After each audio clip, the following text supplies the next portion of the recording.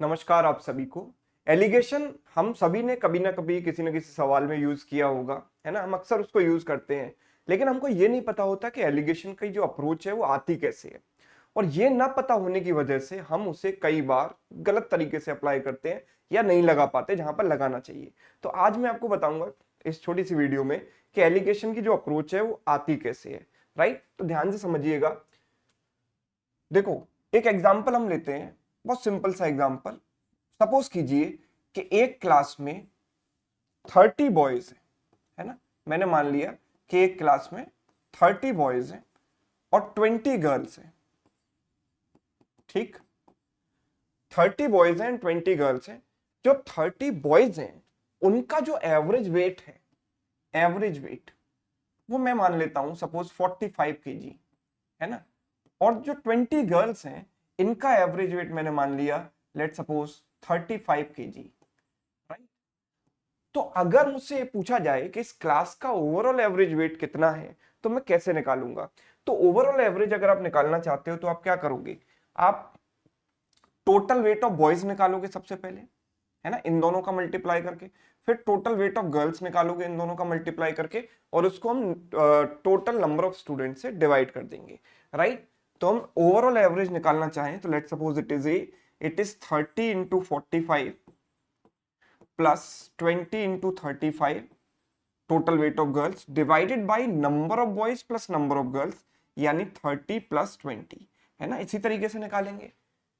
Yes, तो इसको अगर हम जनरलाइज कर दें तो हम इसको कह सकते हैं, let suppose number of boys को मैंने मान लिया n1, नंबर ऑफ गर्ल्स को मैंने मान लिया n2, average weight of boys को मैंने मान लिया a1, average weight of girls को मैंने मान लिया a2। राइट, तो इस चीज को हम ऐसे रिप्रेजेंट कर सकते हैं कि ओवरऑल एवरेज a बराबर this is what n1 into a1, n1 into a1 plus n2 into a2 divided by n1 plus n2 लिख सकते हैं। Yes, now this thing is called weighted average. हम इसको क्या बोलते हैं, वेटेड एवरेज बोलते हैं, वेटेड एवरेज। ठीक है, अब आप कहोगे कि सर इसमें ऐसी क्या खास बात है कि इसको अलग से नाम दिया गया। तो देखो, इसकी खास बात यह है कि ये इस बात पर डिपेंड नहीं करता कि हमने कितनी क्वांटिटी मिलाई है। ये इस बात पर डिपेंड करता है कि उन क्वांटिटीज को किस रेशियो में मिलाया गया है। क्या मैं ये कह सकता हूं कि क्लास एक मिक्सचर है बॉयज एंड गर्ल्स का। राइट, हम ये कह सकते हैं कि इस क्लास में बॉयज एंड गर्ल्स को मिक्स किया गया है और हम बात कर रहे हैं उनके वेट्स की। ठीक है, हम इनकी हाइट की भी बात कर सकते थे, हम इनके मार्क्स की भी बात कर सकते थे, है ना। तो इन वेट्स की वजह से इसको वेटेड एवरेज नहीं बोलते, है ना। इसलिए बोला जाता है कि हमने इन्हें किस रेशियो में मिलाया गया इस बात पर डिपेंड करता है इनका ओवरऑल एवरेज। राइट, तो देखो, अगर हम 30 और 20 की जगह 60 एंड 40 भी ले लेते तो भी हमारा आंसर क्या रहता, सेम रहता। क्यों रहता, देखो, क्योंकि जो कॉमन चीजें हैं यहां पर वो कैंसिल हो रही हैं। हम कह सकते हैं 0 0 कैंसिल हो गया। तो मतलब जब तक ये रेशियो 3:2 रहेगा, मतलब अगर मुझे दे दिया जाए कि बॉयज एंड गर्ल्स का रेशियो 3:2 है, बॉयज का एवरेज 45 है और गर्ल्स का एवरेज 35 है, तो भी मैं इनका ओवरऑल एवरेज निकाल सकता हूं। कैसे निकाल सकता हूं, मैं इसको 3x मान लूंगा और इसको 2x मान लूंगा। तो n1 इंटू a1 यानी 3x into 45 plus n2 into a2 यानी 2x into 35 divided by n1 plus n2 यानी कि 3x प्लस 2x। तो यहां पर जो कॉमन फैक्टर है वो तो कैंसिल हो जाएगा ऊपर नीचे से। राइट, कॉमन फैक्टर जो है कैंसिल हो रहा है। सो अल्टीमेटली ये डिपेंड कर रहा है इस रेशियो पर। तो अगर 30 और 20 की जगह 3000 और 2000 भी होता तो भी मेरा आंसर सेम ही आता, है ना। तो ये इस वेटेड एवरेज की खास बात है ना। अब इस चीज को हम कैसे यूज कर सकते हैं, अभी हम एलिगेशन वाले पर आ रहे हैं धीरे धीरे। पहले हम इस पॉइंट को क्लियर कर लें। जैसे कि सपोज करो कि आपसे कहा गया कि एक क्लास के 3 सेक्शन है, एक सेक्शन में 17 स्टूडेंट हैं, एक सेक्शन में लेट सपोज 51 स्टूडेंट है और एक सेक्शन में 85 स्टूडेंट्स हैं। राइट, इसमें जो इनके मार्क्स हैं उनका एवरेज है लेट सपोज 54। सेक्शन बी के मार्क्स का जो एवरेज है वो है 67 और लेट सपोज दिस इज 75। तो हमसे पूछा गया कि ओवरऑल एवरेज निकालो। ओवरऑल एवरेज तीनों सेक्शन का मिलाकर क्या होगा। तो जिन लोगों को ये बात नहीं पता कि ये जो ओवरऑल है वो इनके रेशियो पर डिपेंड करता है, वो क्या करेंगे, इसको मल्टीप्लाई करेंगे, फिर इसको मल्टीप्लाई करेंगे, इसको मल्टीप्लाई करेंगे, फिर टोटल नंबर ऑफ स्टूडेंट से डिवाइड करेंगे और तब ओवरऑल एवरेज निकालेंगे, जो कि अपने आप में बड़ी कैलकुलेशन है। लेकिन जिनको ये बात पता है वो क्या करेंगे, सिंपल देखो, जिनको ये चीज पता है कि रेशियो पर डिपेंड कर रहा है, वो ये देखेंगे तीनों के तीनों वैल्यू 17 की मल्टीपल है, 17 से एक बार काट दिया, 17 से 3 बार, 17 से 5 बार। तो instead of 17, 51 and 85 we can use 1, 3 and 5 with the same calculation. 1 into 54 plus 3 into 67 divided by, sorry, plus 5 into 75 divided by 1 plus 3 plus 5, right? तो इतनी बड़ी वैल्यूज लेने से अच्छा है कि हम इनका रेशो यूज करें, ठीक है। तो ये पॉइंट हमें क्लियर हुआ कि जब हम चीजों को मिक्स करते हैं तो ये मैटर नहीं करता कि हम इनकी कितनी कितनी क्वांटिटी मिक्स कर रहे हैं, मैटर ये करता है कि उनको किस रेशियो में मिक्स कर रहे हैं। तो n1 और n2 का अगर रेशियो ही इतना महत्वपूर्ण है तो इससे हम रेशियो निकालते हैं n1 n2 का। तो देखो जरा, overall average A was n1 into a1 plus n2 into a2 divided by n1 plus n2, यही था, यस। तो अगर मैं यहां पर क्रॉस मल्टीप्लाई कर दूं इनको तो I will get a times n1 plus a times n2 बराबर n1 into a1 plus n2 into a2, right. n1 वाले टर्म्स को एक तरफ लेकर जाते हैं, n2 वाले टर्म्स को एक तरफ लेकर जाते हैं, तो यहां से n1 कॉमन आ जाएगा, अंदर बचेगा a माइनस a1, और यहां से n2 कॉमन आ जाएगा,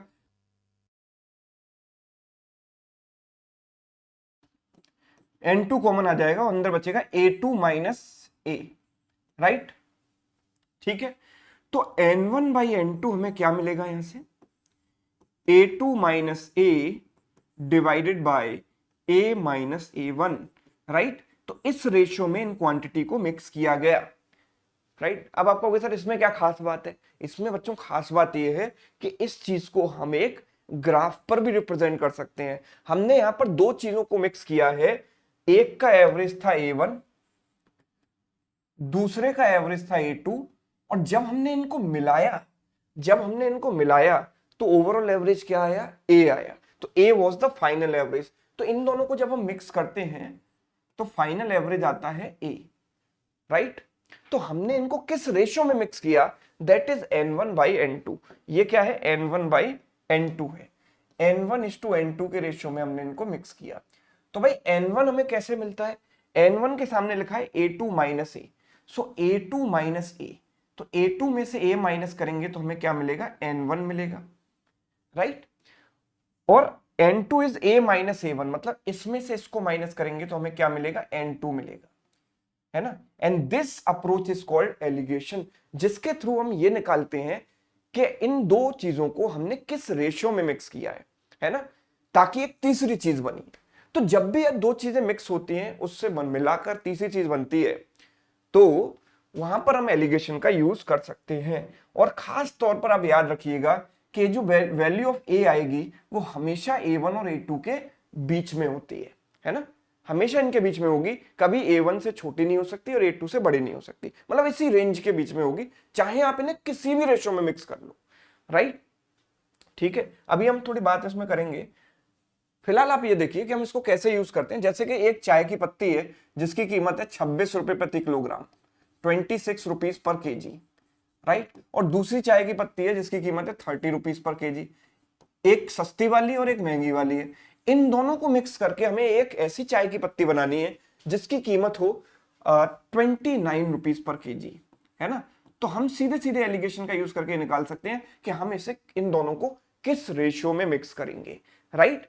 तो एलिगेशन का यूज क्या है कि हमने दो क्वांटिटी मिक्स की और उसको मिक्स करके हमने एक तीसरी क्वांटिटी बनाई, तो हमने उन दोनों क्वांटिटीज को किस रेशियो में मिक्स किया ये हम निकाल लेते हैं। तो हम देखो किस रेशियो में इन्हें मिक्स करेंगे, तो हमने क्या किया, n1 बाई n2 के रेशियो में इन्हें मिक्स किया था सपोज, तो n1 बाई n2 कैसे निकालते हैं, इन दोनों का डिफरेंस कितना है, 1, और इन दोनों का डिफरेंस कितना हो गया, 3।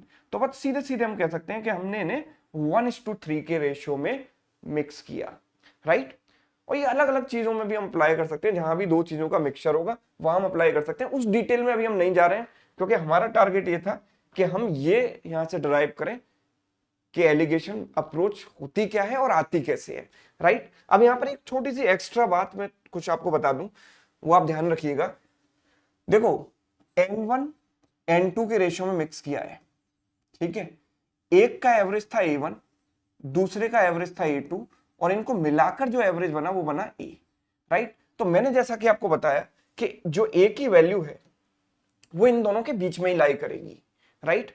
अब कब ये वैल्यू इन दोनों के एग्जैक्ट मिडिल में लाई करेगी, बताइए किस केस में ये वैल्यू इन दोनों के बिल्कुल बीच में लाई करेगी, मतलब ये इन दोनों का एग्जैक्ट एवरेज होगा। मतलब मैं ये कहना चाह रहा हूं कि A बराबर A1 plus A2 divided by 2, ऐसा कब होगा कि जब ये इनके एग्जैक्ट एवरेज के बराबर हो जाए। ये सिर्फ तभी पॉसिबल है जब N1 और N2 क्या है, आपस में बराबर है, राइट। जब N1 और N2 बराबर हो जाएंगे, N1 बराबर N2 हो जाए तो होगा क्या कि ये जो है एग्जैक्ट मिड पॉइंट पर लाई करेगा। ऐसा कैसे, तो इसको आप बड़े आराम से प्रूव कर सकते हो कि हम ये कह सकते हैं कि सर देखो ओवरऑल एवरेज था N1 A1 plus N2 A2 divided by N1 plus N2, यही तो था। अब अगर N1 और N2 को मैंने बराबर कर दिया तो मैंने कहा कि N1 और N2 बराबर है, मतलब N1 N2 का रेशियो 1:1 है। तो N1 की जगह 1 रखूंगा, N2 की जगह 1 रखूंगा, तो यहां पर नीचे 1 प्लस 1 क्या आ जाएगा, 2 आ जाएगा। तो A1 plus A2 divided by क्या आ जाएगा, 2, है ना। ये ओवरऑल एवरेज आ जाएगा, राइट। तो जब ये दोनों वैल्यू बराबर हो जाती है, मतलब हमने दोनों क्वांटिटीज को इक्वल इक्वल में मिक्स किया, इक्वल इक्वल क्वांटिटी दोनों की मिक्स की, तो ओवरऑल एवरेज हमेशा इन दोनों के मिड पॉइंट पर लाई करता है, राइट। एरिथमेटिक मीन होता है दोनों का। अब होता क्या है, second case, this is the ideal case जब मैंने दोनों को बराबर मिक्स किया है। अब अगर मैं ये कहता हूं, सपोज करो दूसरा केस कि N1 N2 से बड़ा है। सपोज मैंने कहा कि N1 N2 से बड़ा है, ठीक है। तो होगा क्या, this is A1, this is A2, right, and finally this is A, ठीक है। आइडल केस में A की जो वैल्यू होनी चाहिए थी वो क्या होनी चाहिए थी, A1 प्लस A2 बाई 2, है ना। आइडियल केस में मतलब जब ये दोनों बराबर होते तो वैल्यू क्या होती है इनके मिड पॉइंट पर, A1 प्लस A2 बाई 2, ये थी, है ना, ये इनका मिड पॉइंट है। लेकिन इस केस में क्योंकि N1 N2 से बड़ा है, क्योंकि N1 N2 से बड़ा है, इस वजह से जो ओवरऑल एवरेज है ना वो कहीं ना कहीं इन दोनों के बीच में लाई करेगा, मतलब इन दोनों के मिड पॉइंट और इसके बीच में, यानी एवरेज की वैल्यू यहां लाई करेगी। जैसे कि एक वैल्यू है A1, एक वैल्यू है A2, इनके मिड पॉइंट क्या है, A1 प्लस A2 बाई 2, ठीक है। तो मैंने अगर N1 N2 के रेशियो में इनको मिक्स किया है और मैं कह रहा हूं कि N1 की वैल्यू N2 से ज्यादा है, तो ये सीधा सीधा रूल यहां पर फॉलो होता है कि जिसकी लाठी उसकी भैंस, जिसका वेट ज्यादा ओवरऑल एवरेज को वो अपनी तरफ खींचता है। तो हम ये कह सकते हैं कि अगर A1 का वेट ज्यादा है तो ये जो है अपनी तरफ ओवरऑल एवरेज को खींचेगा, तो N1 जो है, सॉरी, जो फाइनल एवरेज है वो इन दोनों के बीच में कहीं ना कहीं लाई करेगा। और अगर A2 का वेट ज्यादा होता तो एवरेज जो है इन दोनों के बीच में लाई करता। मैं एक बड़े सिंपल से एग्जांपल से आपको ये चीज समझाना चाहूंगा, ध्यान से समझिएगा। मैं ये कह रहा हूं कि सपोज मेरी सैलरी और एक पर्सन ले लेते हैं मिस्टर अंबानी, असली वाले अंबानी नहीं, कोई दूसरे अंबानी ले लेते हैं, ठीक है, हाइपोथेटिकल कुछ भी मान लेते हैं, मी एंड मिस्टर अंबानी। जो हमारी सैलरी का रेशियो है, सपोज करो कि जो रेशियो है वो 1:2, या इधर लिख देता हूं, अभी जो एग्जांपल दिया उसी ऑर्डर में लिखते हैं, है ना। मैं कह रहा हूं N1 is greater than N2, और सपोज यहां पर तो N1 is very very greater than N2, मैं कह रहा हूं कि 1000:1 का रेशियो है ना। मेरी सैलरी और अंबानी की सैलरी का रेशियो जो है वो 1000:1 का है।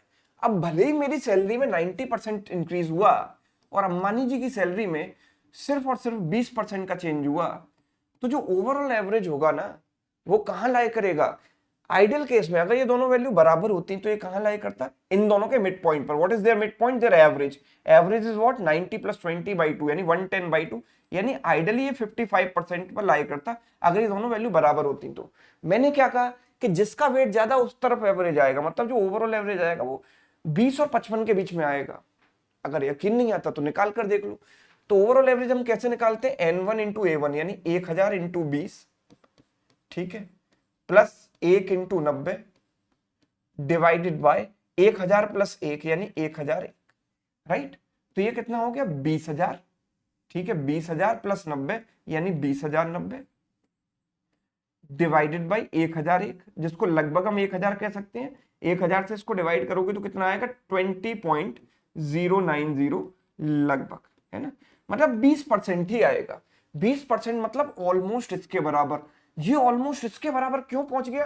क्योंकि इसका वेट इतना ज्यादा था कि इसने पूरी तरीके से एवरेज को अपनी तरफ खींच लिया। यस, अगर ये बहुत ज्यादा है इससे, this is very very greater than this, तो क्या कह सकते हैं हम कि एवरेज लगभग इसके बराबर ही हो जाएगा। क्यों? क्योंकि इसका इतना स्ट्रॉन्ग फोर्स है कि इसने एवरेज को अपनी तरफ खींच लिया। तो आपको याद रखना है कि जिस तरफ वेट ज्यादा होगा उस तरफ एवरेज लाई करेगा, और अगर दोनों चीजें बराबर हैं तो एवरेज जो है इनके मिड पॉइंट पर लाई करेगा। तो ये थोड़ी सी एक्स्ट्रा जानकारी थी जो मैंने आपको यहाँ पर दी। तो आपको ये समझ आया क्रिस्टल क्लियर तरीके से कि एवरेज जो होता है, जो एलिगेशन होता है, वो वेटेड एवरेज का एक छोटा भाई है। वेटेड एवरेज से ही डराइव हुआ है। वेटेड एवरेज कब लगाते हैं हम? जब हमें ओवरऑल एवरेज निकालना होता है और हमें ये दिया गया होता है कि हमने क्वांटिटी किस किस रेशियो में मिलाई। और एलिगेशन कब लगाते हैं? जब हमें ये पता है कि ये इसका एवरेज, ये इसका एवरेज, और फाइनल एवरेज भी पता है, और हमें ये निकालना है कि हमें किस रेशियो में इन क्वांटिटीज को मिलाना चाहिए। तो रेशियो निकालने के लिए हम एलिगेशन का यूज करते हैं। ठीक, अगर आपको ये सारे कॉन्सेप्ट पढ़ने हैं बैंक एग्जाम्स के लिए, तो ये ब्रह्मास्त्र पैकेज जो जिसमें 4 रिकॉर्डेड बैचेस आपको मिल जाते हैं, ये आप ज्वाइन कर सकते हैं सुमित सर अकेडमी ऐप पर जाकर या sumitsarakademy.com वेबसाइट पर जाकर। डिस्काउंट कूपन कोड है SSA50, जिसको लगाकर आप 50% डिस्काउंट अवेल कर सकते हैं यहाँ पर, राइट। तो कंप्लीट कॉन्सेप्ट हर चैप्टर के आप सीख सकते हैं प्रैक्टिस क्वेश्चंस के साथ। प्री टू मेंस कंप्लीट तैयारी घर बैठे बैठे कर सकते हैं। तो ये पूरा हमारा एलिगेशन का कॉन्सेप्ट था। उम्मीद करता हूं आपको ये कॉन्सेप्ट क्लियर हुआ होगा और अब कोई डाउट इसमें नहीं आएगा, राइट। चलिए, अगर वीडियो अच्छा लगा है तो वीडियो को आप लाइक कीजिए, दोस्तों के साथ शेयर कीजिए, और चैनल पर नए हैं तो चैनल को सब्सक्राइब कर लो। Thank you so much.